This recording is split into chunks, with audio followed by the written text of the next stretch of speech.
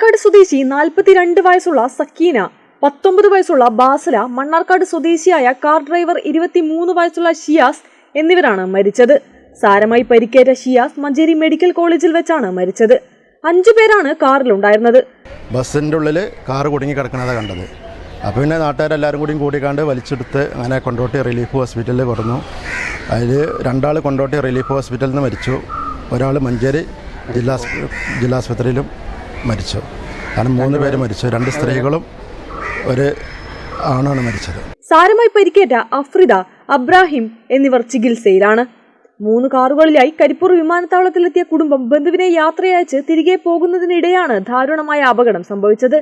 പാലക്കാട് സ്വദേശികളായ കുടുംബം ഇപ്പോൾ മലപ്പുറം മേലാറ്റൂർ കിഴക്കേ പാണ്ടിക്കാട് കുറ്റിപ്പള്ളിയിൽ താൽക്കാലികമായി താമസിക്കുന്നവരാണെന്നാണ് വിവരം. കേരള വിഷൻ, കൊണ്ടോട്ടി.